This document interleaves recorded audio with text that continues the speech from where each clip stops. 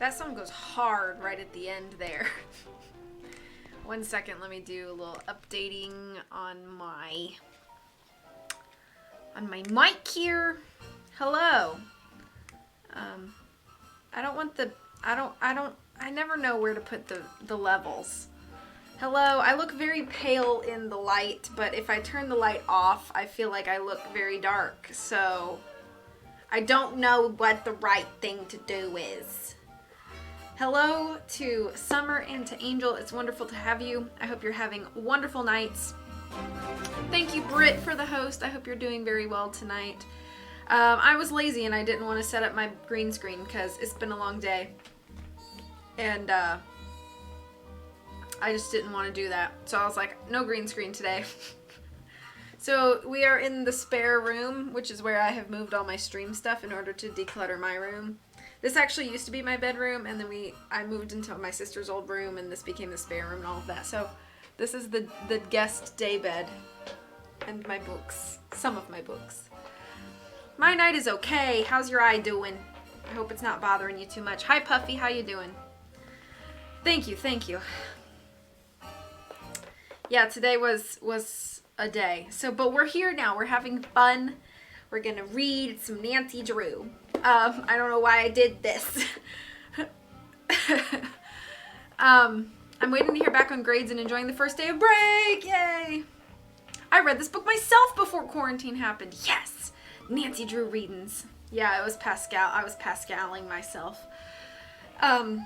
So I read 6 chapters in the first third of the book, and then I counted pages to see how many chapters are in the second third of the book, and there are actually 8 chapters in 1/3 of the book. So we're reading 8 chapters tonight, but I think they're obviously smaller chapters. Hello, Riddy, how are you? It is good to see you. Of course, my mother texts me right after she knows I'm going live.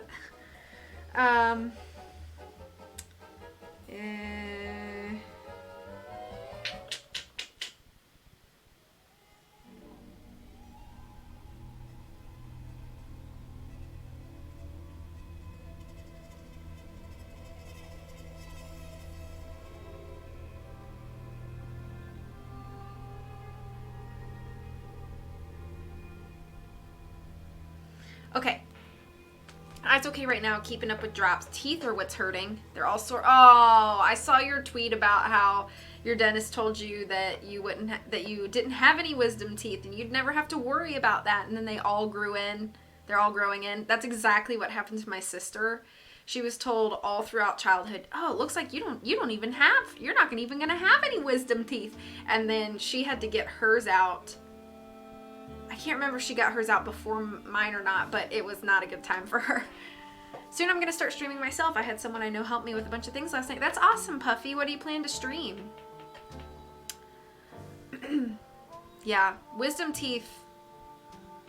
I was so terrified before going in, but then after I came out, the meds that they give you to sleep are like a godsend, I'm telling you. Oh, I slept so good after that surgery. Yours got taken out before they even officially came in. 2 of mine had busted through my gums, but the other 2 had not, and they dug them out, you know. Sorry I can't come out to play as it's 1:20 in the morning, but I have a fun time reading. Thank you so much, Hades. I hope you have a good sleep tonight. Please get some rest. We'll get you next time.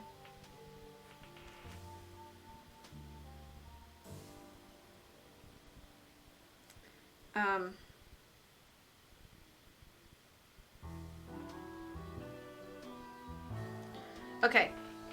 Hey, Mystic, how's it going? The chances are high I might stream either Paper Mario 64 or 1000 Year Door first. As you know, I have streamed both of those. I love both of those games. I hope you really enjoy it. I'm gonna for sure have to get mine taken out with all the braces and retainers and stuff they gave me growing out. They didn't account for the room I'd need for wisdom teeth. I had retainers and braces and all that jazz growing up, but I still had to get my wisdom teeth out, which sucked. All right, okay. Without further ado, I'm gonna get into the next part of the book. So, Nancy was looking into Josiah's will, and where we left off last time, Nancy was taking a walk in the park, and she overheard Richard Topham's daughters talking about a will. So that's where we left off. To quick recap. It does sound like it's been quite a week for you. I'm so sorry about that. Okay, here we go. Chapter 7, The Angry Dog.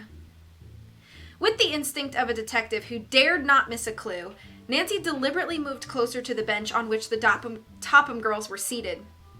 "If there should be another will, I'm afraid we'd be out of luck." The words, in Ada's nasal voice, came clearly to Nancy.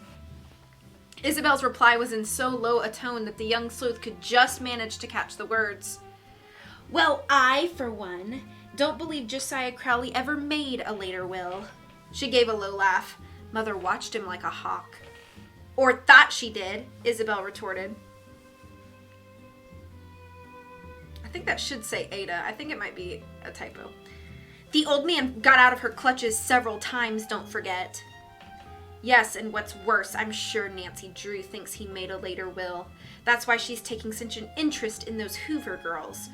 I actually saw them go into Mr. Drew's office yesterday, and it wasn't to deliver eggs.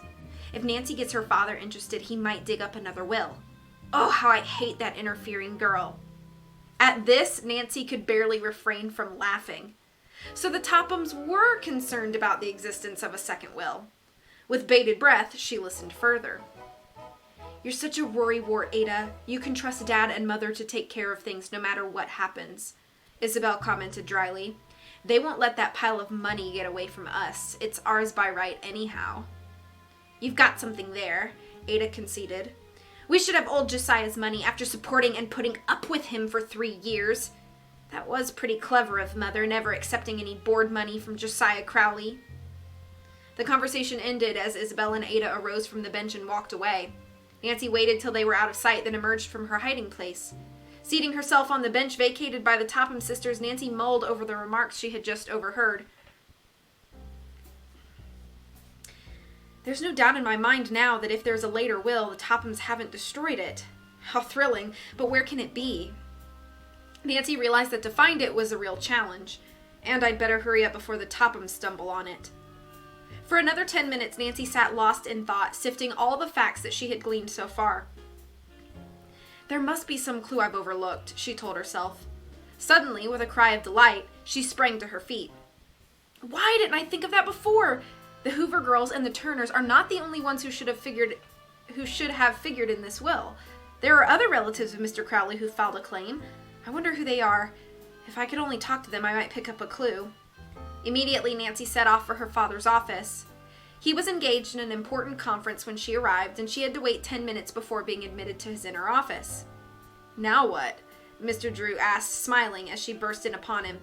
"Have you solved the mystery, or is your purse in need of a little change?" Nancy's cheeks were flushed and her eyes danced with excitement. "Don't tease me," she protested. "I need some information." "At your service, Nancy." The young sleuth poured out the story of the Topham sisters' conversation in the park and told him of her own conclusions. Mr. Drew listened with interest until she had finished. "Excellent deducting," he praised his daughter. "I'm afraid, though, I can't help you obtain the relatives' names. I don't know any of them." Nancy looked disappointed. "Oh dear," she sighed, "and I'm so anxious to find out right away. If I delay even a single day, the Tophams may locate that other will and destroy it." The next instant, her face brightened. "I know. I'll drive out and see the Turner sisters. They might be able to tell me who the other relatives are." Nancy arose and headed for the door. "Just a minute," said the lawyer. "I wonder if you realize just what you're getting into, Nancy." "What do you mean?" "Only this. Detective work isn't always the safest occupation in which to engage. I happen to know that Richard Topham is an unpleasant man when crossed. If you do find out anything which may frustrate him, the entire Topham family could make things extremely difficult for you." "I'm not afraid of them, Dad." "Good," Mr. Drew exclaimed. "I was hoping you would say that. I'm glad you have the courage of your convictions, but I didn't want you to march off into battle without a knowledge of what you might be up against." "Battle?" "Yes. The Tophams won't give up the fortune without a bitter struggle. However, if they attempt to make serious trouble, I promise to deal with them myself." "And if I do find the will?" I'll take the matter into court." "Oh, thank you. There's no one like you in all the world." After leaving her father's office, Nancy went directly home to get her car. When she told Hannah Gruen her plans, the housekeeper warned, "Don't become too deeply involved in this matter, dear. In your zeal to help other people, you may forget to be on your guard. I promise to be as careful as a pussycat walking up a slippery roof." Slippery roof. It's hard to say. Nancy assured the housekeeper with a grin and left the house. Quickly backing her car from the garage, she set off in the direction of the Turner home.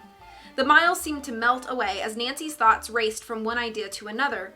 Before the young sleuth knew it, she had reached the house. "Hi, Judy," she called to the little girl who was playing in the yard with a midget badminton set. The child looked very cunning in a pink playsuit. The hand-embroidered teddy bears on it were surely the work of her loving aunts. "Hi, Nancy. I'm glad you came. Now I'll have somebody to play with," Judy said, running up to the visitor. Obligingly, Nancy took a racket and batted the feathered shuttlecock toward the child. "Hit the birdie," she called. Judy missed, but picked up the shuttlecock and whammed it nicely across the net. Nancy hit it back, and this time the little girl caught the birdie on her racket and sent it over. The game went on for several minutes, with Judy crying out in delight. "You're the bestest batter I ever played with, Nancy," she declared. After 10 minutes of play, Nancy said, "Let's go into the house now, Judy. I want to talk to your aunties." Judy skipped ahead and announced her new playmate's arrival. "Hello, Nancy," the woman said as she entered the living room. "We were watching the game from the window," said Mary Turner. "This is a real thrill for Judy. Edna and I are very poor at hitting the birdie." "It was lots of fun," Nancy replied. "I'm glad to see you all again." She now asked whether the police had located the thieves who had taken the silver heirlooms from the house. "Not yet," Mary answered. "And what's worse, we found that several other pieces had been taken too." "What a shame," Nancy exclaimed, "but I'm sure the stolen articles will be found." Then she added, "I came here on a particular mission." "Yes?" "Your story about Mr. Josiah Crowley intrigued me. Then the other day I met 2 girls, Grace and Allison Hoover, who told me of a similar promise from him regarding his will." "How amazing!" Edna Turner exclaimed. "I heard Josiah mention the Hoovers and Allison's beautiful voice." "Dad and I have very much become interested in the case and are inclined to agree with you and the Hoovers that Mr. Crowley may have written another will shortly before his death and hidden it someplace." "Oh, wouldn't it be wonderful if such a will could be found?" Mary exclaimed. "It might mean all the difference in the world to Judy's future." "What I want to do," Nancy went on, "is talk to as many of Mr. Crowley's relatives as I can find. Someplace I may pick up a clue to where a more recent will is hidden. Tell me, do any of his other relatives live around here?" Yes, 3 that I can think of," Edna answered. She went on to say that 2 cousins who had never married lived on a farm just outside of Titusville. Their names are Fred and William Matthews. Suddenly the Turner sisters blushed a deep pink. They glanced at each other, then back at Nancy. Finally, Edna said, "Many years ago, Fred proposed to Mary, and William to me, and we came near accepting, but just at that time we had the great tragedy in the family, and took Judy's mother to rear, so we decided not to marry." An embarrassing pause was broken by Judy. "Someday my aunties are going to give me one of my mother's dollies, Nancy. Isn't that nice?" "It certainly is," Nancy agreed, "and you must be sure to show it to me." Then she asked the sisters, "What relation are the Matthews to Mr. Crowley?" "First cousins on his mother's side." "Do you think they would mind my asking them some questions even though I'm a stranger?" "Not at all," Mary replied. "They're very fine gentlemen." "And tell them Mary and I sent you," Edna added. "How far is Titusville from here?" Nancy inquired. "Oh, not more than 5 miles on Route 10A. You could drive there in a few minutes. It's on the way to Masonville. Nancy, won't you stay and have lunch with us?" Eager to continue her work, the young sleuth was about to refuse, but Judy put in an invitation also. "Please, oh please, Nancy. And while my aunties are fixing it, you and I can play badminton." "All right," Nancy agreed, "and thank you very much." It was nearly 2 o'clock when she finally was ready to depart. "Oh, Mary," said Edna suddenly, "we forgot to tell Nancy about Josiah's wife's cousin, Miss Abby Rowan. She'd be apt to know more about the will than anyone else." "That's right. You really should call on her, Nancy. She took care of Josiah one time when he was sick, and he thought the world of her. He often declared he intended to leave her something. She's a widow and has very little." Even a few $1,000s would mean a lot to her, Edna added. Abby must be over 80 years of age and growing forgetful. She has no children, and there's no one to look after her. Where shall I find Mrs. Rowan? Nancy asked, hoping it was not far away. Abby lives on the West Lake Road, Edna responded. It's a good many miles from here. Then I shan't have time to go there today, the young sleuth said, but I'll surely see her as soon as I can. And now I must be going. Nancy thanked the Turner sisters and said goodbye, but before she could leave, Judy insisted upon showing how she could jump rope and do all kinds of dancing steps with a hoop on the lawn. Judy entertains us all the time, Mary remarked. We believe she's very talented. Nancy thought so too. As she drove off, she again hoped that money would become available for a very special education for Judy. After Nancy had gone 5 miles along the designated route, she began to watch the mailboxes. Soon she noticed one which bore the name Matthews. The farmhouse stood back a distance from the road and had a wide sweep of lawn in front of it. Near the house, a man was riding a small tractor mowing the grass. Nancy drove down the narrow lane which led into the grounds and stopped opposite the spot where the man was working.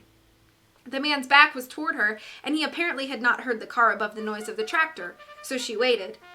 Looking toward the house, Nancy suddenly saw a sight that appalled her.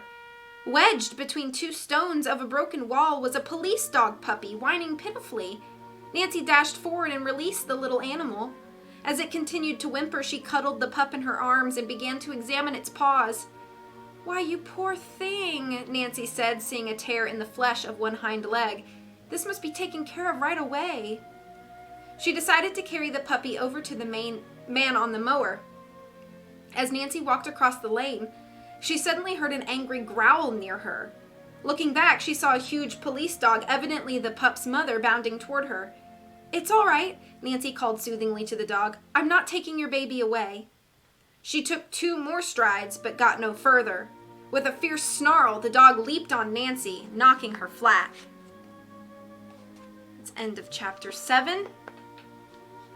Let me catch up. The chat is wild tonight. Let's see. I've got some freaking awesome people taking care of me right now, and I'm really thankful for that. I'm thankful for that, too. Thank you for the host hammer. How you doing? Classic golf ball. Teasing Nance. What do you mean, Carson? The Tophams all seem so pleasant. And the housekeeper was so confused by Nancy's cat metaphor, she did not have time to respond. Do you think because you're reading Secret of the Old Clock, you'll gain 1,400 followers like I did when I played Secret of... Those people must be Secret of the Old Clock fans. And I mean, can we blame them? Nah. Oh, boy. Sorry I missed all the welcome messages. I was in a match. Gundam. I don't know what that is. I'm a noob. But hello, Britt. Aw, there was no badminton mini game. Hello, Anna. Judy, stop being so talented. Thank you for the host, NDL. I hope you're doing well. Yeah, Summer's wisdom teeth are coming in. Oh, she said that. Sorry, I hadn't scrolled down far enough yet.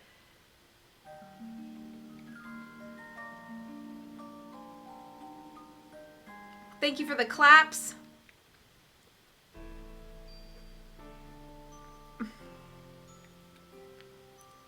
Gundam are like big robot suits you fight in. That sounds fun. Waves to Anna. Mech Animu. Okay, cool. Alright. That was one of the 8 chapters I'm reading tonight. Never separate a police dog mom from her puppy. So it's Big Hero 6. Yeah. That's it. Nancy helped the puppy and then got punished by the puppy's mom. Okay, here we go. We're gonna pick up. Chapter 8, A Forgotten Secret. Nancy screamed for help, hoping to attract the farmer's attention. She expected momentarily to be bitten by the angry dog, but to her great relief, the animal did not harm her. The young sleuth's sudden fall had caused the puppy to fly from her arms. With a leap, its mother was at the pup's side. She grabbed her baby by the back of its neck and trotted off toward the barn. Oh, that was a narrow escape. Nancy took a deep breath as she got to her feet, brushed herself off, and ruefully surveyed a tear in her sweater. By this time, the man on the tractor, having changed direction, saw the fracas and came running. He apologized for the dog's actions, but Nancy said quickly, "It was my fault. I should have set the pup down. Its mother probably thought I was trying to dog-nap her baby." "Possibly." Nancy explained why she had picked up the little animal, and the farmer said he would look at the cut later. "I'm glad you weren't hurt," he added. "Thanks for being such a good scout about it. Did you come to see me or my brother?" he asked. "I'm Fred Matthews." Nancy gave her name and added that she was acquainted with the Turner sisters and others who had been told that they would benefit under Josiah Crowley's will. "My dad, the lawyer Carson Drew, and I are working on the case. We believe there might have been a later will than the one presented by Mr. Topham, and we'd like to find it." "And you came to see if William and I could give you a clue?" Fred's bright blue eyes sparkled boyishly. "That's right, Mr. Matthews. Also, did Mr. Crowley ever tell you he was going to leave you some money?" "Indeed he did." At this moment, another man came from the house, and Fred introduced him as his brother William. Both were tall, spare, and strong-muscled. Though their hair was gray, the men's faces were youthful and unwrinkled. "Let's sit down under the tree here and discuss this," Fred suggested, leading the way to a group of rustic chairs. He told William of Nancy's request, then asked him, "Did Cousin Josiah ever give you any idea he'd made a will in which we were not beneficiaries?" "No, I thought one would come to light when he died. To tell the truth, Miss Drew, Fred and I were thunderstruck at the will which left everything to the Tophams. That wasn't what Cousin Josiah led us to believe." "It certainly wasn't," Fred spoke up, "but I guess William and I counted our chickens before they were hatched. We just about make ends meet here with our small fruit farm. Help and equipment cost such a lot. One thing we've always wanted to do but couldn't afford was to travel. We thought we'd use the money from Cousin Josiah to do that." "But our dream bubble burst," said William. "No trips for us." Nancy smiled. "Don't give up hope yet. Dad and I haven't." She was disappointed that the brothers could offer her no clues about a place to look for another will. A little while later, she left the farm and returned home. "No new evidence," she told her father. "Let's hope Mrs. Abby Rowan has some." Early the next morning, she set off for the elderly woman's home and reached her destination by asking directions of people living along Westlake Road. "This must be Abby Rowan's house," Nancy told herself. "It fits the description." She climbed out of her car and stood before the one-story frame building, which was badly in need of paint and repair. The yard around it was overgrown with weeds, and the picket fence enclosing the cottage sagged dejectedly. "The place looks deserted," Nancy mused, "but I'll see if Mrs. Rowan's at home." Nancy made her way up the scraggly path to the house and rapped on the front door. There was no response. After a moment, she knocked again. This time, a muffled voice called, "Who's there? If you're a peddler, I don't want anything." "I'm not selling anything," Nancy called out reassuringly. "Will you let me in, please?"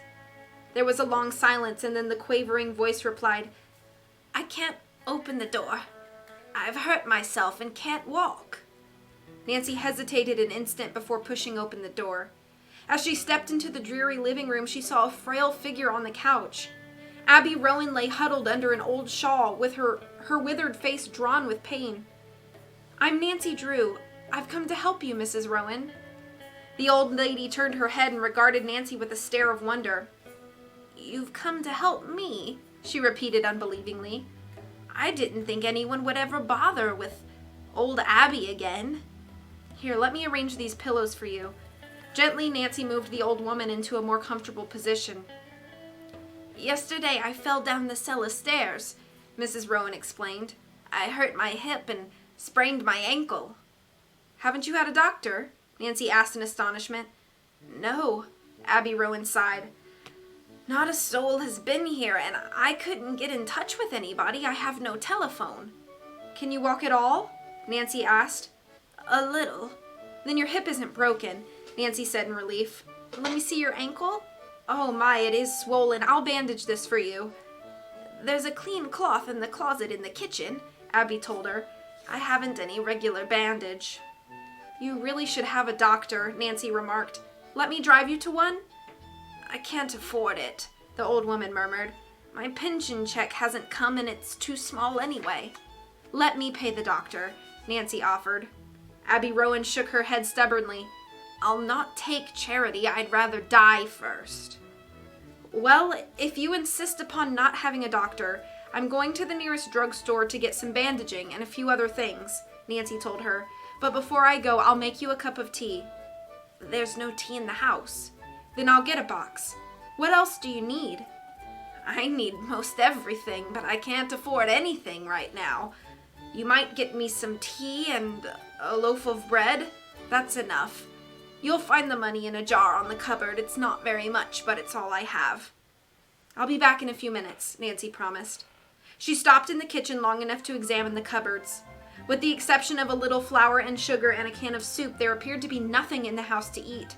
Nancy found that the money jar contained less than $5. I'll not take any of it, she decided. Quietly, the young sleuth slipped out the back door. She drove quickly to the nearest store and ordered a stock of groceries. Then she stopped at a drugstore and purchased bandages and liniment. Reaching the cottage, she carried the supplies inside and adeptly set about making Abby Rowan more comfortable. She bathed the swollen ankle and bound it neatly with the antiseptic bandage. Oh, it feels better already, Mrs. Rowan told her gratefully. I don't know what would have happened to me if you hadn't come in. Oh, someone would have dropped in, said Nancy cheerfully. She went to the kitchen and in a short while prepared tea and a light lunch for the elderly woman. As Abby Rowan ate the nourishing meal, Nancy was gratified to observe that almost immediately her patient became more cheerful and seemed to gain strength. She sat up on the couch and appeared eager to talk to Nancy. There aren't many folks willing to come in and help an old lady. If Josiah Crowley had lived, things would have been different, she declared. I could have paid someone to look after me. It's strange that he didn't provide for you in his will, Nancy replied quietly. She did not wish to excite the woman by telling her real mission. Yet Nancy hoped that she might lead her tactfully into a discussion of Josiah Crowley's affairs without raising hopes which might never be realized. My nose is itchy. It's my opinion that Josiah did provide for me, Mrs. Rowan returned emphatically. Many a time to me he said, Abby, you'll never need to worry. When I'm gone, you'll be well taken care of by my will. And then everything was left to the Tophams? Nancy encouraged her to proceed. That was according to the first will, Abby Rowan stated. You mean there was another will? Nancy inquired eagerly. Well, of course. Why, I saw that will with my own eyes. You saw it? Nancy gasped. The old woman nodded gravely. Mind, I didn't see what was in the will. One day Josiah came to call and give me money. Right off, I noticed he had a bunch of papers in his hand. Abby, he said, I've made a new will. I didn't bother with a lawyer. I wrote it myself. How long ago was that? Nancy asked quickly. Let me see. Abby Rowan frowned thoughtfully. I can't remember the exact date. It was this past spring. Anyway, Josiah hinted that he'd done well by me. But Josiah, I said, are you sure it's legal to write it yourself? Of course it is, he said. A lawyer told me it was all right just so long as I wrote it myself and signed it. But I did have it witnessed. Do you know who witnessed that will? Nancy broke in. No, he didn't say. Haven't you any idea what became of that will? Nancy asked hopefully. Well, I remember Josiah did say something about putting it where nobody could get it unless they had legal authority. But I really don't know what became of it. Are you certain that was all Mr. Crowley said? Nancy inquired gently. She recalled the Turners saying that Abby had become forgetful.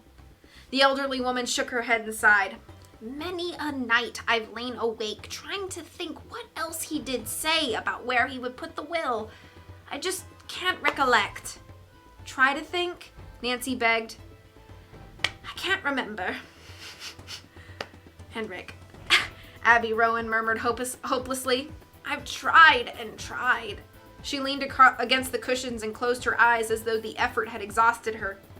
At that very moment, the clock on the mantel chimed 12. Abby's eyes fluttered open, and an odd expression passed over her face. For an instant, she stared straight before her, then slowly turned her head and fastened her eyes on the clock. It's the end of chapter 8.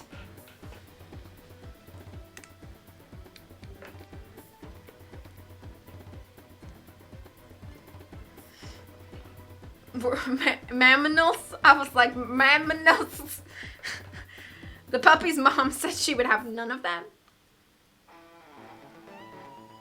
Was it this game where Sadie was reading the dialogue as Mickey? It is. Yes, it is. Because I remember she said, "Don't take any wooden nickels," in Mickey voice. Yes, this was definitely the game we played together. "No, look at the cut now. There is a hurting puppy." Anna's upset. "It was my fault," Nancy said. "I'm just not good with mammals."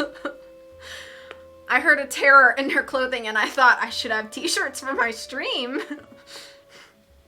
Those knuckleheads counting their chickens before they hatched when they have a fruit farm. Can't live with them. Can't toss them off bridges without cops giving you a tood. What has the world come to? Can I adopt Abby as my grandma? Obviously the lady needs some company. Relatable. I need everything, but I can't afford anything. For a second, I thought she was going to say, "Well, if you insist upon dying," and I was like, "Oh, dang." This is Indie After Dark, so like Kerr's book would have that, yeah. Nancy Drew, The Mystery of the Strong Incense Odor and Missing Cookie Dough, 420. Hey, Oscar. How are you? How many people did Josiah Crowley promise money to? I cannot imagine having that much. I know, especially because like the Tophams made it seem like he was like this poor old man with nothing. Maybe he promised them like a cent each. Aw, shooting stargazing in Animal Crossing. That's so cute. Thank you for the shout outs for sure. People here are rad. Thank you for the claps. I'm doing pretty good. It's been a Monday for sure, but I'm doing all right. Thank you. Hope you're doing good too. Good to see ya. Okay, so we have chapters 9, 10, 11, 12, 13, and 14 left to read. Or no, just to 13. Hang on, let me check again. Just to 13. So 9, 10, 11, 12, 13. I only have 5 more. I'm only reading 7 chapters. I thought I was reading 8. I'm reading 7 chapters. I got 5 more today. There are a bunch of us up on a cliff. Oh, that's so cool. When Sade couldn't pronounce, she just paused and went, "This is hard." Yeah, I remember. It was so fun. That night was really fun.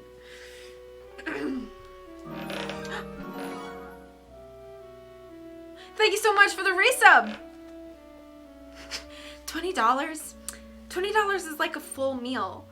But, like, this is $5. Come on, you should be able to afford that for all the hours of entertainment I provide. Gosh. That was when we played Scopa 2, right? With Enrique? Enrique, please. Yes, it is. That was the same trip. Thank you for the resub. I really appreciate it, Terror. Hype! PogChamp! Okay. Chapter 9. Helpful Disclosures. Nancy watched Abby Rowan intently as the mantel clock finished striking. The elderly woman's lips had begun to move. "The clock," she whispered. "That was it. The clock." Nancy gripped the arms of her chair in excitement. "Josiah Crowley hid the will in a clock?" she prompted. No, it wasn't that," Abby murmured, sighing again. "I know Josiah said something about a clock, but whatever it was has slipped my mind." Silence descended over the room. Nancy was wondering what connection the timepiece could have with the missing will. Mrs. Rowan was staring at the clock, evidently still trying to probe her memory. Suddenly she gave a low cry. "There! It came to me just like that!" "What, Mrs. Rowan?" Nancy urged quietly, lest she startle the old woman into forgetfulness. "A notebook!" Abby exclaimed triumphantly. Nancy's heart gave a leap, but she forced herself to say calmly, "Please tell me more about the notebook." "Well, one day, not long after he passed away, not long before he passed away, Josiah said to me, 'Abby, after I'm dead, if my last will isn't found, you can learn about it in this little book of mine.' Do you know what became of the notebook, Mrs. Rowan? Oh, dearie me, there goes my memory again. No, I don't. Although baffled, Nancy felt a growing conviction that the whereabouts of the Crowley will was definitely tied up with a clock of some kind. But, she pondered, why did the striking of the mantel clock remind Abby Rowan of the notebook? Impulsively, Nancy got up and went over to the mantel. She looked inside the glass front and in the back. There were no papers inside. Returning to her chair, Nancy asked the elderly woman, what became of the furnishings of the Crowley home when he gave it up? The Tophams got most everything. There must have been a family clock, Nancy mused, half to herself. A family clock? Abby repeated. Oh yes, there was a clock. Can you describe it? It was just an ordinary mantel type, something like mine. Tall, with a square face, the woman told Nancy. Only Josiah's was fancier. He had some kind of moon on the top. What became of the clock? Nancy questioned. I suppose the Tophams got it too. At last, Nancy, sure she had done all she could for Abby, and that she had learned as much as possible for the present, rose to depart. After saying goodbye, she stopped at a neighboring house and asked the occupants to look in occasionally on the ailing woman. I think maybe one of the county's visiting nurses should see Mrs. Rowan, she suggested. I'll phone the agency, the neighbor offered. Meanwhile, I'll go over myself. I'm so sorry I didn't know about Mrs. Rowan. As Nancy drove toward River Heights, she jubilantly reviewed the new facts in the case. Now, if I can only locate Mr. Crowley's notebook, or clock, or both. Nancy's brow knit in concentration. How would she go about tracking down the old timepiece? I guess, she concluded, if the Tophams do have the clock, I guess I'll pay them a visit. While she did not relish the idea of calling on the unpleasant family, Nancy was determined to pursue every possible clue. I can just see Ada and Isabel's expressions when I appear at their front door, Nancy thought wryly. Well, I'll think of some excuse to see them.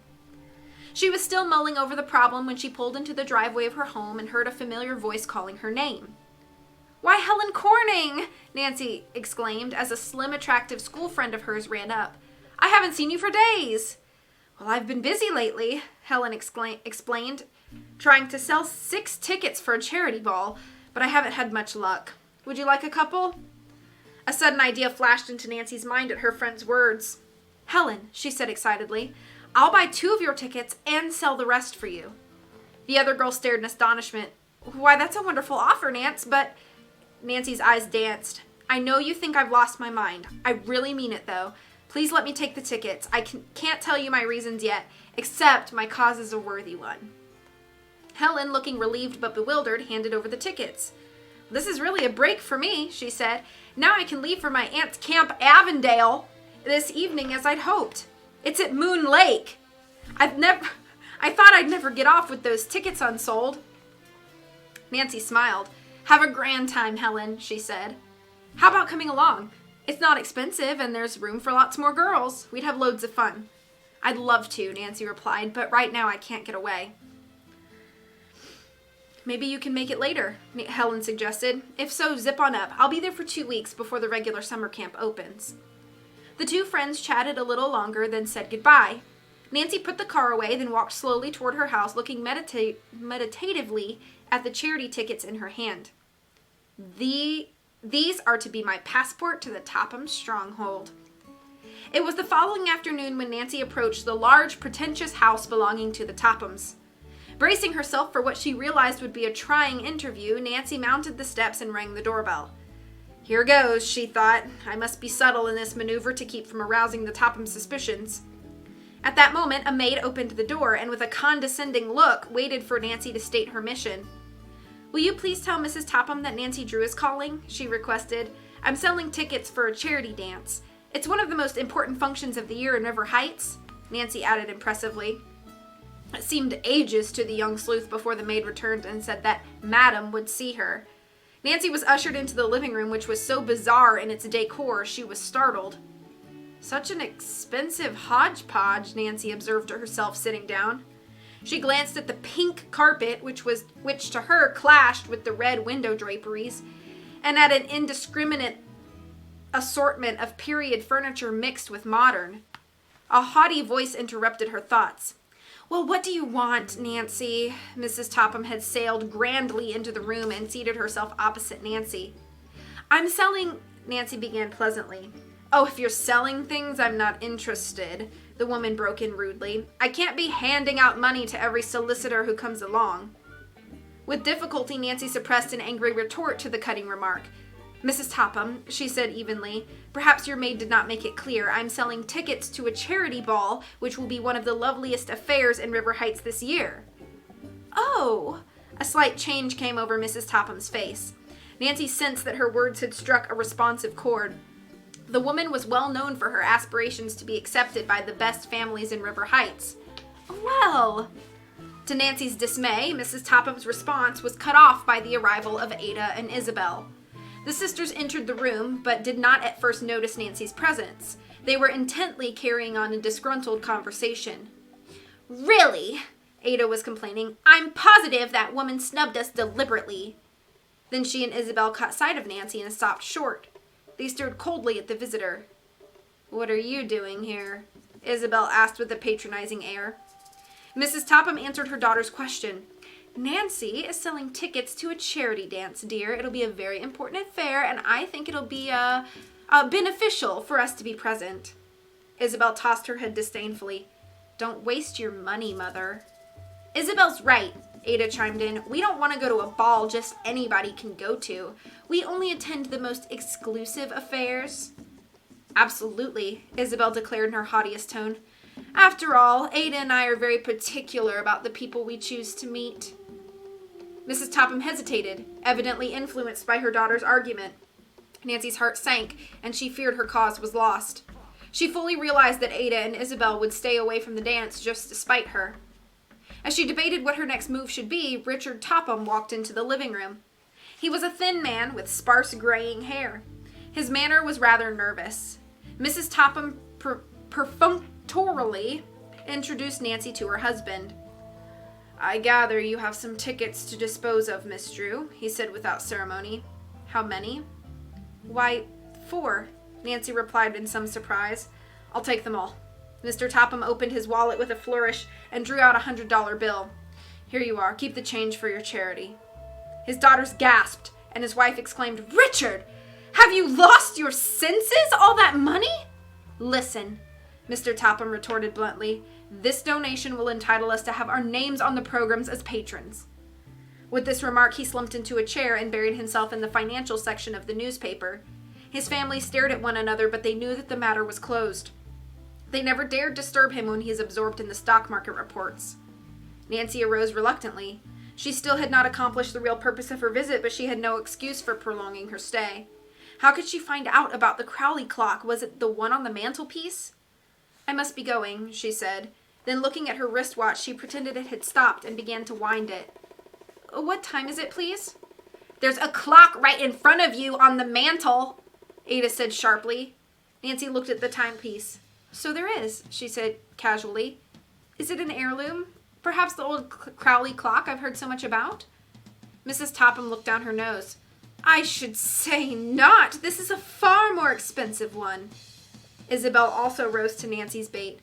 "Cousin Josiah's old clock was a monstrosity. We wouldn't even have it cluttering up the attic."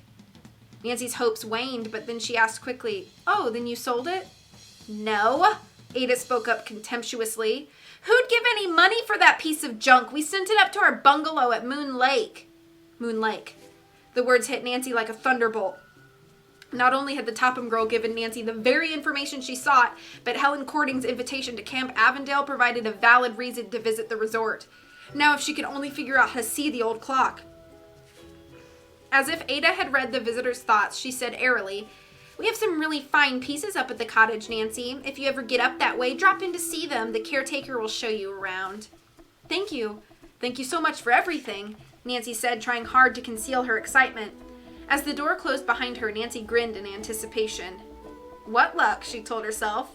"Moon Lake, here I come." End of chapter 9. My nose is so itchy. I don't know why when I read in the evenings, my nose gets it's like the outside part of my nose gets so itchy, and I don't know why. Okay, hang on, let me catch up.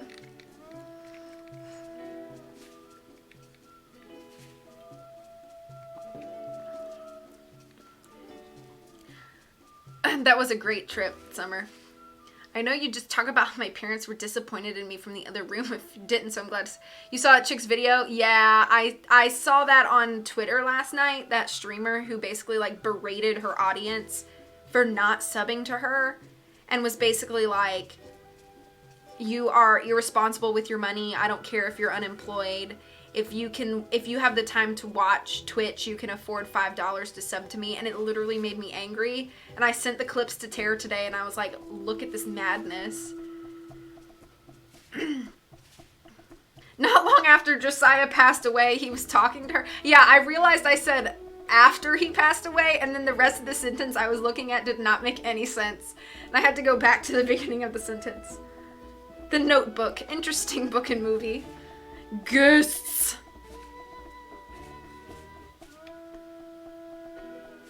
I've seen the movie. I have not read the book. The Notebook.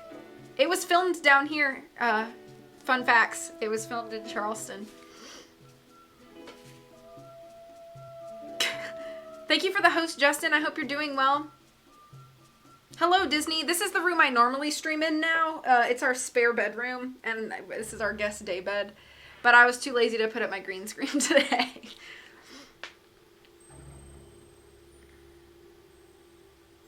Dun, dun, dun. I'm catching up. I'm catching up. I'm catching up. Thank you for shouting out, Disney. What kind of dance did Nancy's eyes do? Charleston? Jitterbug? Avondale? Moon Lake? I heard they had ghost dogs there. Yay, more dogs! It's funny that in the Moon Lake book, I don't think it was called Moon Lake. But they reference Moon Lake in this book. That's so interesting to me.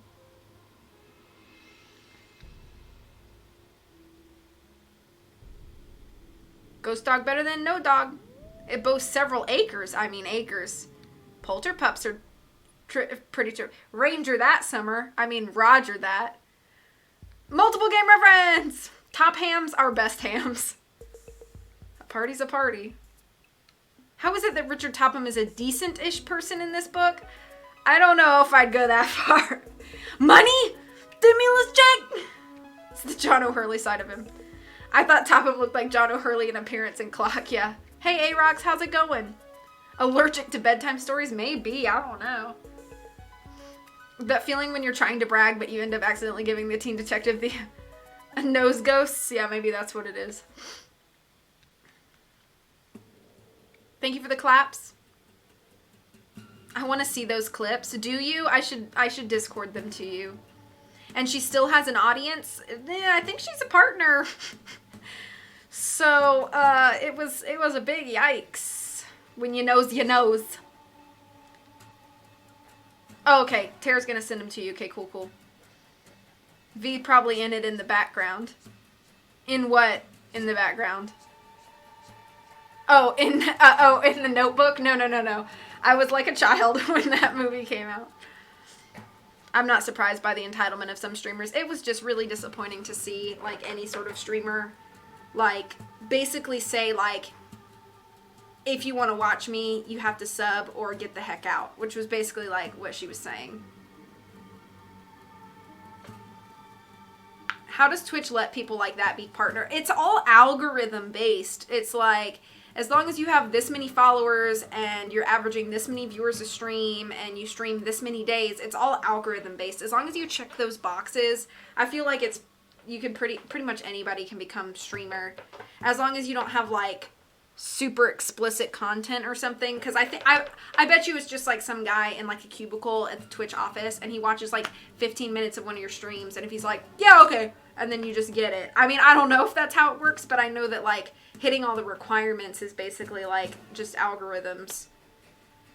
So as long as you make the money, it's fine. Yeah, I mean, like, I'm sure she probably got reported because I think it's like, I'm pretty sure you're not allowed to basically demand that people pay you for your services. Yeah, and unfortunately that's true, especially like with girls, like, you know, a lot of girls kind of feel like if I dress this way, act this way, do these things, I'll get the views, and so they do it. And it's unfortunate when that happens, but it does. Yeah, exactly. She not only demanded, she belittled, and that's explicitly against TOS. Yeah, exactly. So, I don't know. I don't know what's going to happen. All I know is those clips made me very upset because I felt like she was a bad representation of Twitch and of the streamers who really do care about their viewers, which I feel vastly outnumber those who stream and do not care about their viewers and community. And it just made me, it always makes me upset to see a streamer who literally cares nothing about the people watching them, and just wants their money and their number. Like, it just always, it's a little disappointing, like a little disheartening whenever I see that. It's almost not fair in a way. So many streamers try hard to be partnered. They let people, I know, like it, and it does feel unfair some way, but like, that's why, I'm sorry, I'm kind of tangenting in the middle of this, but like, that's why like Twitch for me is literally all about the fun in the community. I so appreciate those who are generous to me monetarily, but it pales in comparison to the friendships that I've made. Hey Mystic, we're just talking about this streamer who's kind of getting a lot of bad rep because she was berating and belittling her viewers who are not subbing to her, kind of thing. Yeah, there's multiple clips, but yeah, but anyway, so like, it just like, it pales in comparison. Like, I can make YouTube videos by myself and like post them, and like that would be fun because I'd play games or whatever, but the reason that Twitch is so fun to me and like is the community aspect of that. And so to see somebody kind of like squelch that or like demand things of that community is just really disappointing. Yeah, exactly, Justin. Exactly. Yeah. I stream because I like hanging out with you guys and like sharing books and games that I love. And I watch you guys because I like you guys and I like the things that you share with me. So, yeah, it's just, it's disheartening to see a streamer like that.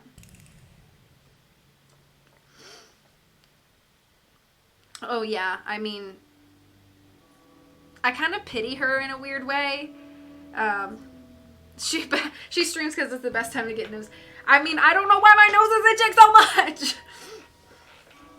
Anyway, okay, tangented halfway through the chapters. We still have 4 more chapters, so I'm gonna jump in. I'm sorry to like cut the conversation short, but I do want to get some progress done. So feel free to keep chatting about it if you like while I read, and then I'll just catch up again after this chapter. So, wow, I'm itching again. Thank you guys so much. Okay, chapter 10, following a clue. With soaring spirits, Nancy walked homeward.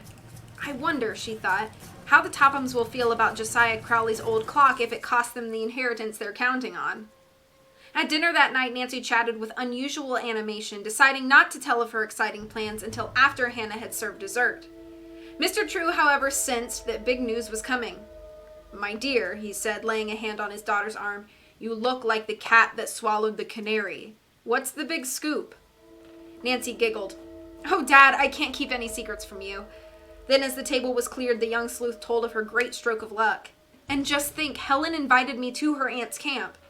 Good, her father commented, smiling. You can combine business with pleasure, Nancy. Swimming and boating and fun with the girls will provide a much-needed vacation. May I start first thing in the morning? His daughter asked. An excellent idea, Nancy. The change will do wonders for you. Go, by all means. Hurriedly, she packed a suitcase and the next morning was off to an early start. Moon Lake was about a 50-mile drive. One way to go was past the Hoover girls' farm, and Nancy decided to stop there. As she approached the house, the young sleuth heard singing. It was coming from the barn. How beautiful, Nancy thought, as the clear soprano voice went through a series of trills and flute-like scales. In a moment, the singer appeared, and Nancy teasingly applauded. Allison's eyes danced. Thanks, I was just trying to imitate some of the greats. You'll be great yourself one of these days, Nancy prophesied. Not unless I get some money to finance lessons, Allison said. Any news, Nancy? Sort of. I've had a little luck. At this moment, Grace appeared and instantly invited Nancy to stay, but the young detective said she too had work to do. "I hope to have a good report for you soon," she added, and waved goodbye. Grace's face brightened, and Allison declared cheerfully, "Then there's still hope? We're so lucky to have you as a friend, Nancy. Come see us again soon, please." Resuming her journey, Nancy soon branched off from the river road and headed toward Moon Lake. As she drove along, her thoughts revolved constantly around the Crowley relatives and the Hoovers. She sighed. How different things would be for them now if Josiah Crowley hadn't been so secretive. Her reverie was ended by the sudden strange actions of her car. It kept veering to the left of the road in spite of her efforts to keep it in the middle. With foreboding, Nancy stopped and got out to make an inspection. As she had suspected, a rear tire was flat. "Oh dear," she murmured in disgust. "Such luck." Though Nancy was able to change a tire, she never relished the task. Quickly she took out the spare tire from the rear compartment, found the jack and lug wrench, and went to work. By the time her job was completed, she was hot and a little breathless. "Whew," she exclaimed as she started on her way again. "I'll be ready for a nice cool swim in Moon Lake." It was after 12 o'clock when she came in sight of Camp Avondale, run by Helen's aunt. Through the tall trees, Nancy caught a glimpse of cabins and tents. Beyond, the blue lake sparkled and glimmered in the sunlight. As Nancy drove into the camp, a group of girls gathered about her car. Helen came running out of her cabin to greet her chum. "Girls, it's Nancy Drew!" she exclaimed joyfully and made introductions. Nancy did not know any of the campers, but in no time they made her feel warmly welcome. "Nancy," said Helen, "park your car back at the dining hall and then come have lunch." "That sounds wonderful," Nancy laughed. "I'm nearly starved." First, she was escorted to the main building where she met Aunt Martha, the camp director, and registered. "May she stay with me?" Helen asked. "Certainly, dear, and I hope you have a splendid time, Nancy." "I'm sure I shall, Aunt Martha." As the two girls walked off, Nancy told Helen about selling the charity dance tickets and gave her the money paid by Mr. Topham. "He surely was generous," Helen commented in surprise. Then she smiled wryly. "I have a feeling he did it for more social prestige than sympathy for the cause." Nancy scarcely had time to deposit her suitcase under her cot and freshen up after the long ride when lunch was announced by the ringing of a bell. Campers hurried from all directions to the dining hall. The food was plain but appetizing, and Nancy ate with zest. The meal over, she was rushed from one activity to another. The girls insisted she join them in a hike. Then came a cooling dip in the lake. Nancy enjoyed herself immensely, but the Crowley mystery was never far from her mind. "I must find out where the Tophams' cottage is located," she reminded herself, and next managed to go there, alone. Nancy's opportunity to accomplish the first part of her quest came when Helen suggested about 5 o'clock, "How about going for a ride around the lake in the camp launch? There's just time before supper." "Wonderful," Nancy accepted readily. "By the way, can you see many of the summer cottages from the water?" "Oh yes, lots of them." Helen led her friend down to a small dock and with 4 other girls climbed into the launch, a medium-sized craft. One of the campers started the motor, Helen remarked. As one of the campers started the motor, Helen remarked, "It's always a relief to us when this engine starts. Once in a while it balks, but you never know when or where." "Yes," spoke up a girl named Barbie, "and when you're stuck this time of year, you're stuck. There are hardly any cottagers up here yet, so their boats are still in winter storage." As the little launch turned out into the lake, Nancy was entranced with the beautiful sight before her. The delicate azure blue of the sky and the mellow gold of the late afternoon sun were reflected in the shimmering surface of the water. What a lovely scene for an oil painting, she thought. As they sped along, however, Nancy kept glancing at the cottages, intermingled with tall evergreen trees that bordered the shoreline. "The Tophams have a bungalow up here, haven't they?" she questioned casually. "Yes, it's across the lake," Helen replied. "We'll come to it soon." "Is anyone staying there now?" "Oh, no, the cottage is closed.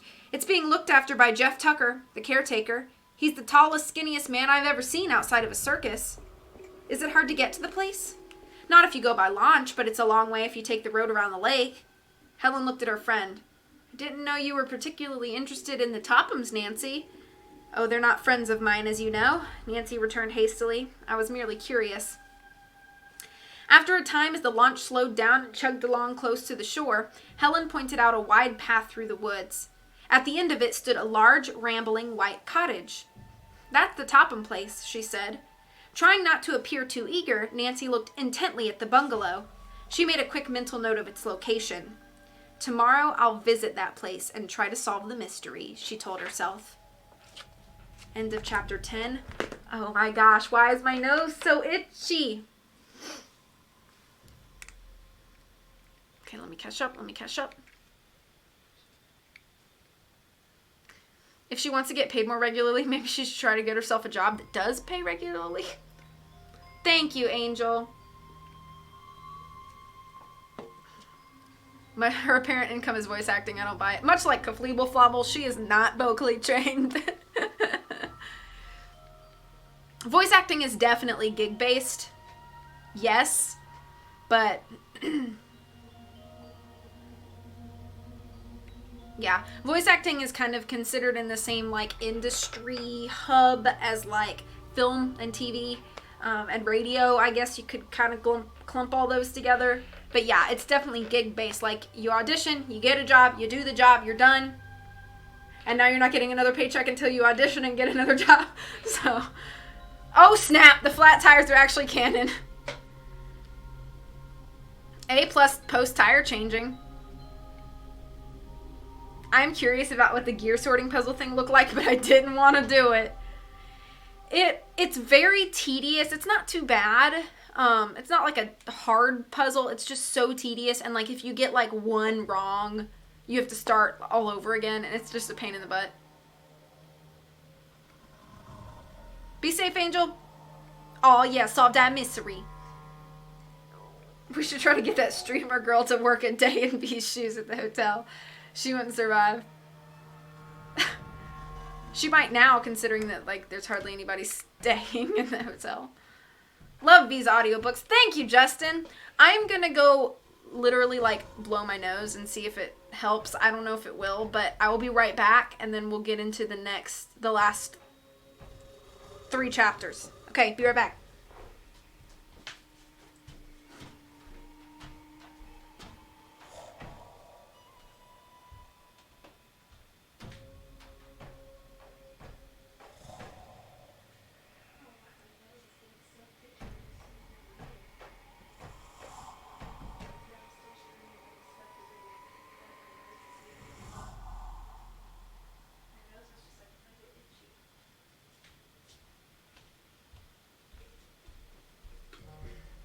I didn't want to blow my nose like a gross person.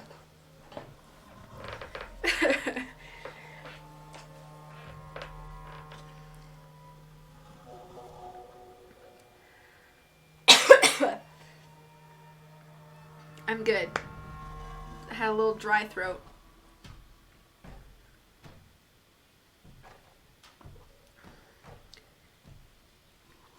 Guys used to do what? Blow their nose loudly like a gross person. Almost saw you blow the nose in the reflection of the mirror. Whoops. I didn't even think about that. I forgot because I don't have my green screen up. So usually it's just like, you know, step off. Oh, yeah. I really don't mind if people blow their nose in front of me. Like, it's not something that bothers me. But I know it sometimes bothers other people. So I don't want to be like...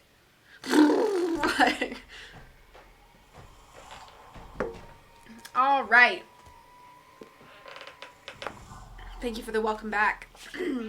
Let's go on. Chapter 11, An Unexpected Adventure. Nancy awoke the next morning to the fragrant odor of pines. Eager to start out for the Topham bungalow, she dressed quickly. But in her plans, she had reckoned without Helen Corning and her friends. From the moment breakfast was over, Nancy was swept into another whirlwind of activity by the campers of Avondale.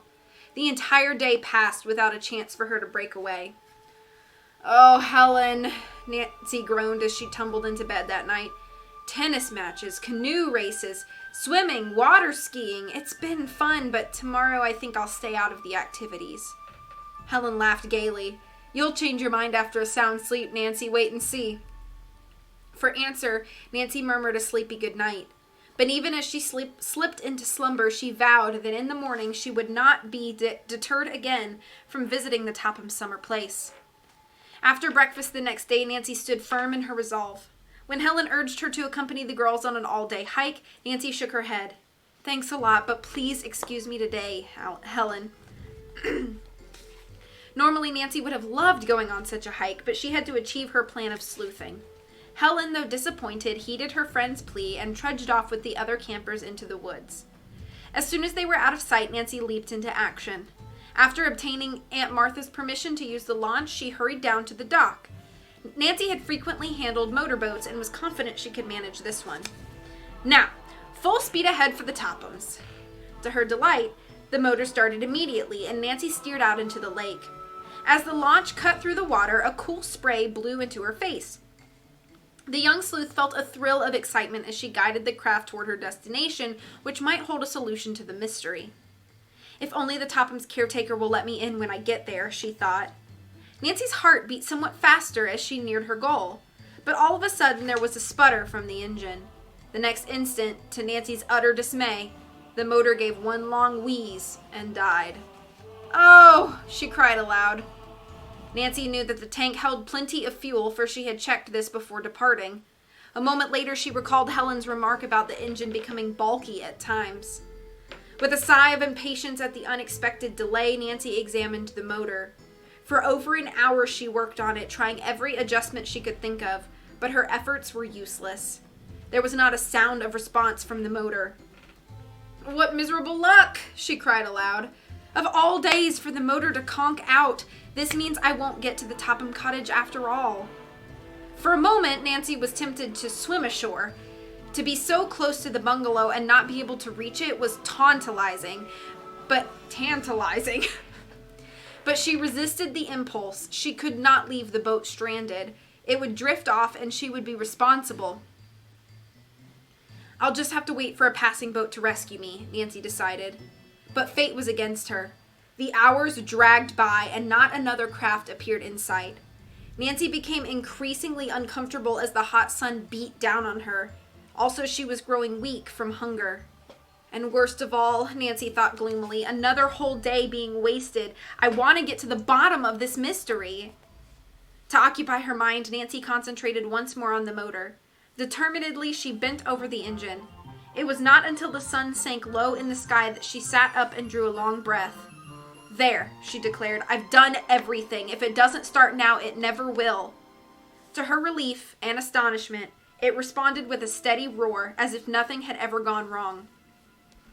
Nancy lost no time in heading back toward camp. She dared not attempt to visit the bungalow since it would be dark very soon. When she finally eased up to the dock, Nancy saw Helen and her friends awaiting her. They greeted her with delight. "We were just going to send out a search party for you," Helen exclaimed. She stopped abruptly and stared at her friend. "You're sunburned and covered in grease. What happened?" Nancy laughed. "I had an extended sun bath." Then she gave a light-hearted account of her mishap as the campers trooped back to their cabins. When Helen learned that Nancy had had nothing to eat since breakfast, she went to the kitchen and brought back some food.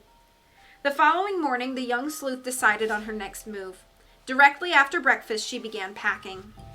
When Helen entered the cabin, she exclaimed in amazement, "Why, Nancy Drew, you're not leaving camp already." "I'm afraid I'll have to, Helen, right after lunch. I may be back, but I'm not sure, so I'd better take my bag with me." "Well, don't you like it here?" "Of course," Nancy assured her. "I've had a wonderful time. It's just there's something very important I must attend to at once." Helen looked at her friend searchingly, then grinned. "Nancy Drew, you're working on some mystery with your father." "Well, sort of," Nancy admitted, "but I'll try to get back, okay?" "Oh, please do," Helen begged. Nancy went to the office to pay Aunt Martha and explain her hasty departure. After lunch, she set off in her car to a chorus of farewells from the campers who sadly watched her depart. She headed the car toward the end of the lake, then took the dirt road leading to the Topham cottage. Soon she came to a fork in the woods. Now, which way shall I turn for the bungalow? She wondered. After a moment's hesitation, Nancy calculated that she should turn left toward the water, and did so. The road was rather rough due to ruts in the road. Two of them, deeper than the others, apparently had been made by a heavy truck. "The tracks appear fresh," Nancy mused. As she drove along, the young sleuth noticed a number of summer cottages. Most of them were still boarded up since it was early in the season. As she gazed at one of them, the steering wheel was nearly wrenched from her hand by a crooked rut. As Nancy turned the steering wheel to bring the car back to the center of the narrow road, one hand accidentally touched the horn. It blared loudly in the still woods. Well, that must have scared all the birds and animals, Nancy chuckled. Around a bend in the road, she caught sight of a white bungalow ahead on the right side of the road. There was no sign at the entrance to the driveway to indicate who the owner was, but a wooded path leading down to the lake looked like the one she had seen from the water. I think I'll walk down to the shore and look at the cottage from there, Nancy determined. Then I'll know for sure if this is the place Helen pointed out.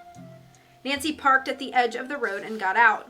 To her surprise, she observed that the truck's tire marks turned into the driveway. A second set of tracks indicated that the vehicle had backed out and gone on down the road. Delivering supplies for the summer, no doubt, Nancy told herself.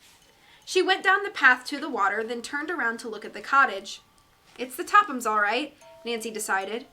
Instead of coming back by way of the path, she decided to take a shortcut through the woods. With mounting anticipation of solving the Crowley mystery, she reached the road and hurried up the driveway. I hope the caretaker is here, she thought. Nancy suddenly stopped short with a gasp of astonishment. Why, the Tophams must be moving out. The front and side doors of the cottage stood wide open. Some of the furniture on the porch was overturned, and various small household items were strewn along the driveway. Nancy bent to examine some marks in the soft earth. She noted that several were boot prints, while others were long lines probably caused by dragging cartons and furniture across the lawn. That must have been a moving van's tracks I saw, Nancy told herself, but the Tophams didn't say anything about moving. She frowned in puzzlement. Her feeling persisted and grew strong as she walked up the steps of the cottage porch. Nancy knocked loudly on the opened door. No response. Nancy rapped again. Silence. Where was Jeff Tucker, the caretaker? Why wasn't he on hand to keep an eye on the moving activities? An air of complete desertion hung over the place. There's something very strange about this, she thought. Curious and puzzled, Nancy entered the living room. Again, her eyes met a scene of disorder. Except for a few small pieces, the room was bare of furniture. Even the draperies had been pulled from their rods, and all floor coverings were gone. Huh, most of the furnishings have been taken out, Nancy thought. I suppose the movers will be back for the other odds and ends. She made a careful tour of the first floor. All but one room had been virtually emptied. This was a small study. As Nancy entered it, she noticed that the rug lay rolled up and tied, and some of the furniture had evidently been shifted in readiness for moving. Funny I didn't hear anything about the Tophams deciding to give up their cottage, she murmured, and I must say those moving men were awfully careless. A vague suspicion that had been forming in the back of Nancy's mind now came into startling focus. Those men may not be movers, she burst out. They may be thieves. At once, Nancy thought of the dark gray van which had stopped at the Turners. Those men may be the same ones who robbed them. That would explain, Nancy thought fearfully, the evidences of the truck's hasty departure. Probably the thieves were scared away when I sounded my horn. Nancy glanced about uneasily. What if the men were still nearby, watching for a chance to return and pick up the remaining valuables?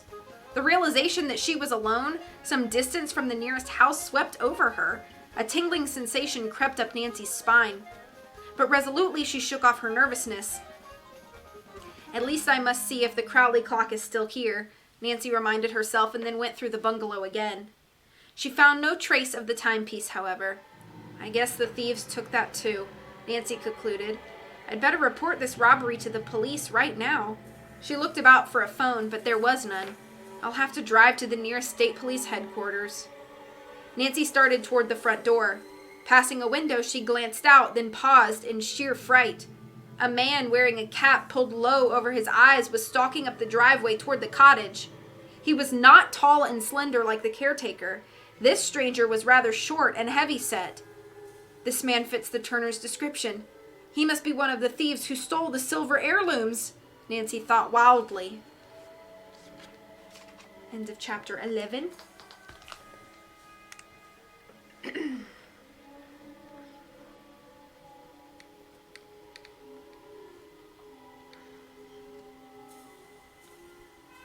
Everyone has to do it sometime. I didn't want to be Elephant the Elephant. The car broke. Get Zippy over here. Oh yeah, it was a boat. Yeah, it's okay, you listen. Zippy better zip through the water then. If the boat population is the same as the car population, she's gonna wait a long time. The road was rough due to the road. That's what it said. I was like, what? Around the bend in the road, she caught sight of the road and noticed all the ruts in the road, so she parked next to the road, pulling her car to the side of the road, away from where the ruts were in the road. I'll pre-order 4 copies right now. Yes. I want Summer book. I'll read it all. If you write a book, Summer, this is not jokes. This is for reals.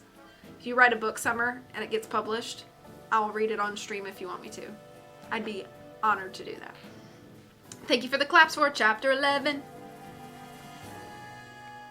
My internet kicked me on my island. Oh no. Summer book, perfect for summer reading. This is not jokes. It was for real. Why are you sad? Oh, you're sad because of Riddy's internet getting kicked off, kicking her off the island. I can speak words. It's also 9:40, which is very late for this grandmother to be streaming. And I have 2 more chapters to read. So, you know. It's like 15 more pages, though.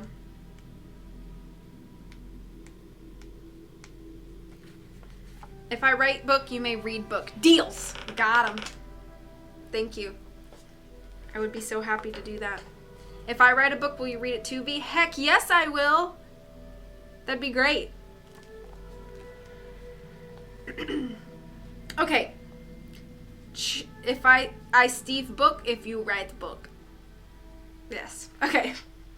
Chapter 12. A desperate situation.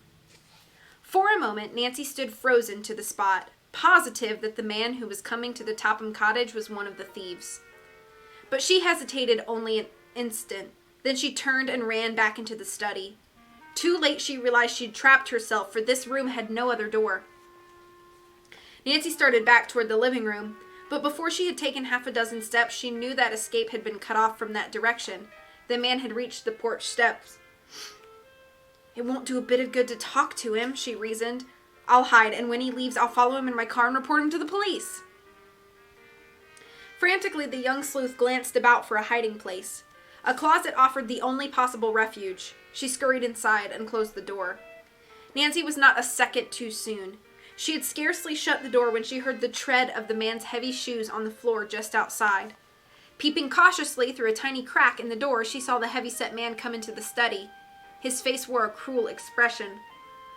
As he turned toward the closet where she huddled, Nancy hardly dared to breathe, lest her presence be detected. Apparently, the man noticed nothing amiss because his eyes rested only casually on the door. Nancy's hiding place was anything but comfortable.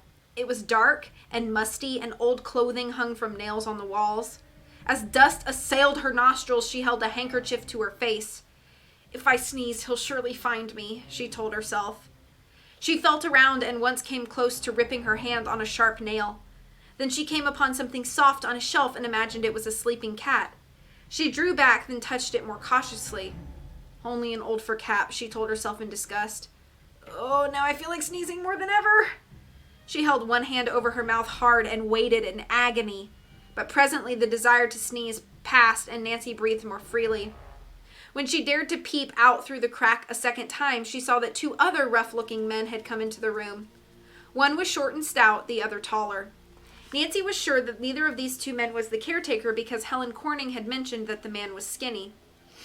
The heavy-set man who had come in first seemed to be the leader, for he proceeded to issue orders.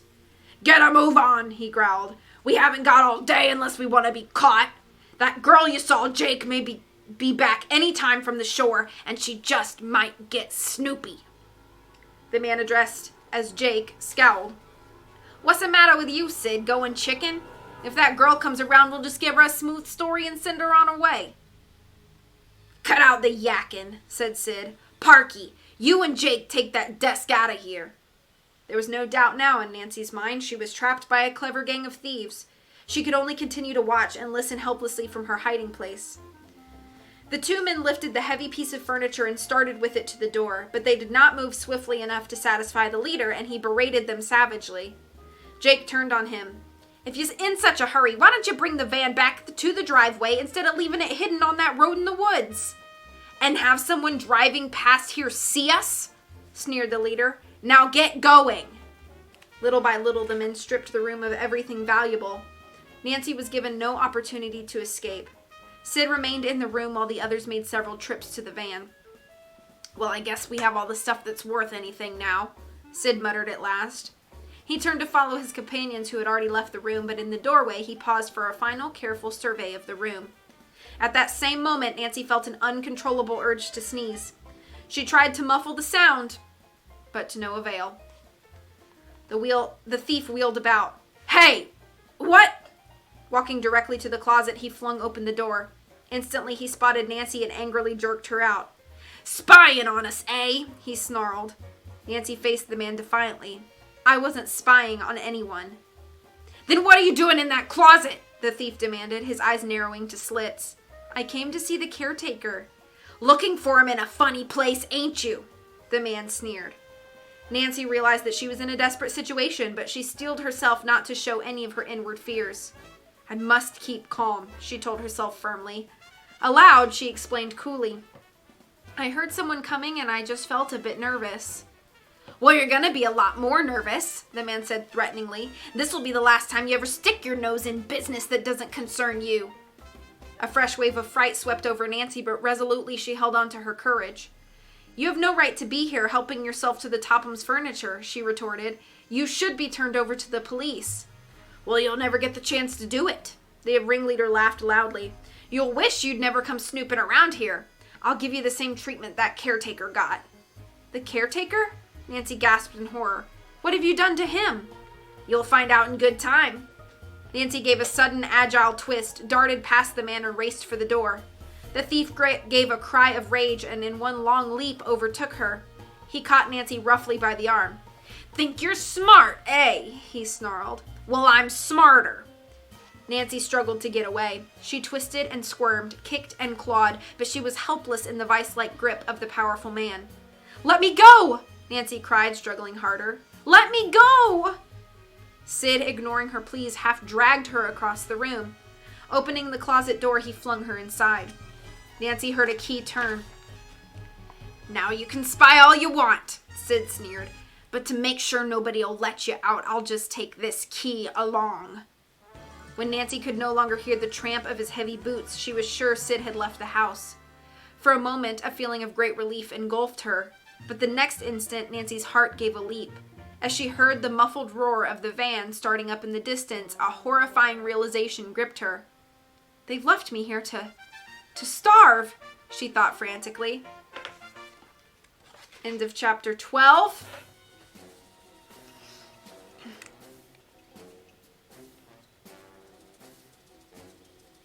It's coming close to being late for you. Oh yeah, I know. This is my bedtime. Looks like I gotta write a book. Nancy done pranked herself. I'll publish a book under a pen name. That way nobody will be subjected to it on purpose. Oh, I should probably do that too. Oof, what if a typo makes it in my book? Tori will rip it apart for sure. This seems risky. You gotta get yourself a good editor. I thought that was V actually having to sneeze now more than ever, but she was not. Oh, no. Sorry. I mean, my nose is still really itchy, which is weird. It kind of looks like it's going kind of reddish. If you don't want me to read your book, I won't, Tara. I would want to read Tara's book. Think you're smart, eh? Well, I'm the smartiest. Nothing like right after being locked in, yeah. "Let me go!" Hearing Nancy scream, the man let her go. "Oh, my bad, yeah, dog."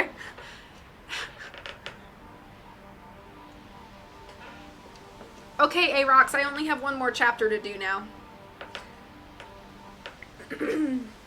Okay. I'm getting Series of Unfortunate Events vibes. From the music or from the book? Sing the first thing. Okay, I'm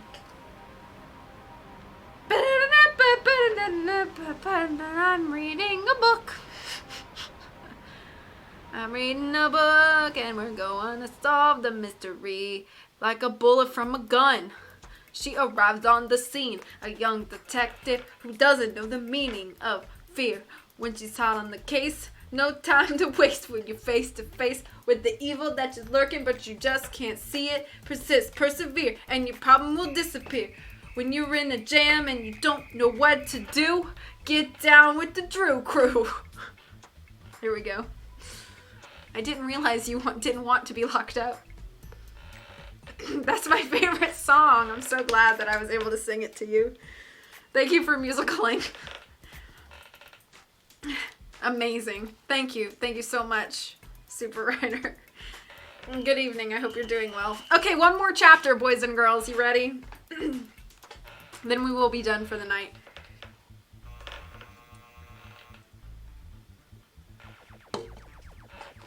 Chapter 13. The Frustrating Wait. At first, Nancy was too frightened to think logically. She beat upon the door with her fists, but the heavy oak panels would not give way. "Help! Help!" she screamed. At last, exhausted by her efforts to force the door open, she sank down on the floor. The house was as silent as a tomb. Bad as her predicament was, Nancy felt thankful that enough air seeped into the closet to permit normal breathing. Although she had little hope that there was anyone within miles of the cottage, Nancy got to her feet, raised her voice, and again shouted for help. Her cries echoed through the empty house and seemed to mock her. "Oh, why didn't I have enough sense to tell Helen where I was going?" She berated herself miserably. "The girls at camp will never dream that I came here." Then Nancy remembered mournfully that her father thought she intended to remain at Camp Avondale for a week. He would not become alarmed over her absence until it was too late. "Someone may find my car at the side of the road," Nancy reasoned, "but it isn't very likely. Few persons pass this way so early in the season." She wondered with a shudder what had become of Jeff Tucker. The thief called Sid had hinted that the caretaker had received the same treatment as Nancy. If he was locked up somewhere, she could expect no aid from him. "Those thieves will get so far away that even if I could get out of here, I'd be too late." As the full significance of the situation dawned upon Nancy, panic again took possession of her. In a desperate attempt to break down the door, she threw her weight against it again and again.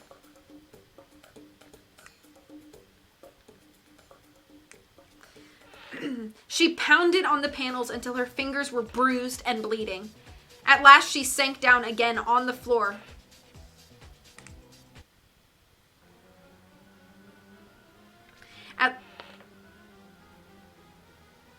At last she sank down again on the floor to rest and tried to force herself to reason calmly. "I'm only wasting my strength this way. I must try to think logically." Nancy recalled that it was sometimes possible to pick a lock with a wire. She removed a bobby pin from her hair, opened it, and began to work at the lock, but in the darkness she could not see and made no progress. After 15 minutes, she gave up the task in disgust. "It's no use," she decided dejectedly. I guess I'm in here for good." She began to think of her father, of Hannah Gruen, of Helen Corning, and other dear friends. Would she ever see them again? As despondency claimed Nancy, she was dangerously near tears. "This'll never do," she reprimanded herself sternly. "I must keep my head and try to think of some way to escape." The trapped girl began to rummage in the closet, hoping that by some lucky chance she might find a tool which would help her force the lock of the door. Nancy searched carefully through the pockets of every garment which hung from the hooks. She groped over every inch of the floor. She found nothing useful, however, and the cloud of dust which she stirred up made breathing more difficult than before. The closet had become uncomfortably warm by this time. Longingly she thought of the fresh air and cool lake water from which she was closed off. Then unexpectedly Nancy's hand struck something hard. Quickly investigating with her fingers, she discovered a wooden rod suspended high overhead. It was fastened to either side wall and ran the length of the closet. Evidently, it had once been used for dress and coat hangers. "I might be able to use that rod to break out a panel of the door," Nancy thought hopefully. "It feels strong, and it's about the right size." She tugged at the rod with all her might. When it did not budge, she swung herself back and forth on it. At last, amid the cracking of plaster, one side gave way. Another hard jerk brought the rod down. To Nancy's bitter disappointment, she found that unfortunately the rod was too long to use as a ram in the cramped space. But after further examination, she discovered that it had pointed ends. "I might use this rod as a wedge in the crack," she thought hopefully. The young sleuth inserted one end in the space between the hinges and the door and threw all her weight against the rod. At first, the door did not move in the slightest. That old Greek scientist Archimedes didn't know what he was talking about when he said the world could be moved with a lever, Nancy murmured. I'd like to see him move this door. As she applied steady pressure to the rod a second time, she saw that the hinges were beginning to give. Encouraged, Nancy again pushed full force on the lever. It's coming, she cried. Once more she threw her weight against the rod. A hinge tore from the casing and the door sagged. It was now easy to insert the wedge, and Nancy joyously realized that success would soon be hers. With renewed strength, she continued her efforts. Then, just as another hinge gave way, she was startled to hear footsteps. Someone came running into the study, and a heavy body hurled itself against the door of the closet. For a moment, Nancy was stunned. Could this be one of the thieves who had heard the noise she'd made and returned to make sure she did not escape? She discarded the theory quickly. Surely the three men would want to get far away as quickly as possible, but who was this newcomer, one of the Tophams? So, one of your ornery robbers got yourself locked up, did ya? Came an indignant male voice. That'll teach you to try putting one over on old Jeff Tucker. You won't be doing any more pilfering. I got you surrounded. The caretaker. Nancy heaved a sigh of fervent relief. Let me out, she pleaded. I'm not one of the thieves. If you'll let me out, I'll explain everything. There was silence for a moment. Then the voice on the other side of the door said dubiously, Say, you aiming to throw me off imitating a lady's voice? Well, it won't do you any good. No, sir, old Jeff Tucker's not getting fooled again. Nancy decided to convince the man beyond doubt. She gave a loud, long, feminine scream. All right, ma'am, I believe you. No man could make that racket. This way out, lady. Expectantly, Nancy waited, but the door did not open. Then she heard to her dismay. Well, if that ain't the limit, the key's gone and I've left my ring of extra keys somewhere. It's not in my pockets. Nancy groaned. Oh, Mr. Tucker, you must find it. Have you looked in every one of your pockets? Hurry, please get me out. Hold on, ma'am, the caretaker said soothingly. I'll just check again. Nancy was beginning to think she would still have to break down the door when she heard Jeff Tucker exclaim, Found it! You were right, ma'am. Key was in my back pocket all the time. Please open the door! Nancy broke in desperately. A key turned in the lock and the bolt clicked. Joyfully, Nancy pushed the door open and stepped out. For a moment, the bright sunlight in the room almost blinded her. When her vision adjusted, she saw a very tall, thin, elderly man in blue shirt and overalls. He stared at her with concern and amazement. Mr. Tucker, she explained quickly, I'm Nancy Drew. I was here looking for you when those awful thieves came and locked me in the closet. She paused and gazed at the caretaker. I'm glad to see you're all right. Their leader told me they'd locked you up too. She then asked the elderly man to tell his story. Jeff Tucker seemed embarrassed as he began to speak. I was plain hornswoggled by those critters, Miss Drew. They pulled up here in a moving van and told me I'd better get after some trespassers they'd seen nearby, so, the elderly man went on with a sigh, I believed them. One of the men went with me down to the lake and locked me in a shed. I just got out. He shook his head sadly. And all this time they was robbing the place. Guess I'll be fired. Secretly, Nancy was inclined to agree, knowing the Tophams, but aloud she said reassuringly, Don't worry, Mr. Tucker. We'll report this robbery to the state police immediately. Perhaps the troopers can catch the thieves before they get rid of the stolen furniture. The caretaker looked somewhat relieved. And I can be sure to give a good description of those crooks. I'd never forget their ugly faces. Fine, said Nancy. A sudden thought struck her. Oh, before we go, Mr. Tucker, tell me, was there an old clock in this house? A tall, square-faced mantel clock? Jeff Tucker's bright blue eyes squinted. Mantel clock. Why, sure enough. He pointed to the mantel over the living room fireplace. Sat right up there. Got so used to seeing it I couldn't remember for a minute. Don't know how come they took that too. Never thought it was worth much. The Tophams never bothered winding the thing. Nancy's pulse quickened, knowing that the clock had been stolen. She was more eager than ever to have the thieves apprehended. She urged Jeff Tucker to hurry out to her car. Where's the nearest state police headquarters? She asked him as they climbed into the convertible. There's none till you get to Melbourne, Miss Drew. We'll hurry. Nancy headed as fast as possible for the highway.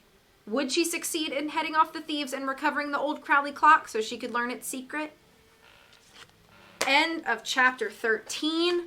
Last chapter for the stream. I saw the raid coming in from Storm. Hello, Storm and Raiders. How were things going? I was lurking a bit today. Did you get through the E4 in Kanto again? What a pro, vocally trained. She's vocally trained, don't you know? It's fine, it's fine. First I diss your writing, and now this I'm the worst. When I get stuck in a closet, I too think this is my life now. I'm catching up on the chat because when I do read streams, I like to try to get through a whole chapter before I chat. So I just appreciate the raid, and hello raiders. Great to see you, Spega. How are you? Ghost, hi. Gristle Plays, hello. Thank you for the follow, Gristle. Hi, Spartan. You doing the weedin'? I'm gonna grab some food and be right back. Thank you so much. I'm actually finishing up for the night. That was the last chapter I was gonna do for the night. So, hello, Coley. How are you? Happy Monday. V, you're so good at reading. You give such personality to the characters, and I just think it's great. Thank you so much, Britt. I try to make it interesting because, like, I think we've all heard people read streams, or not read streams, but like people read books and they read it like this. With Soaring Spirits, Nancy walk homeward.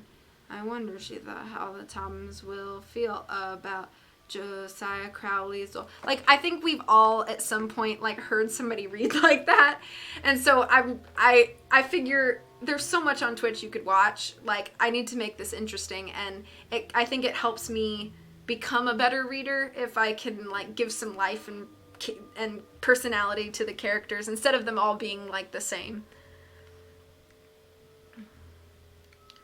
Thank you for the claps. Thank you, thank you. He did get through the E4. Yay, yay, yay. We've all heard read streams. Thank you for the claps. I'm doing pretty good, Coley. I had a very, very Monday, but it is over now. All right, everybody. I hope you have a wonderful rest of the day. It looks like Storm isn't back yet, so sorry, Storm, that I missed you.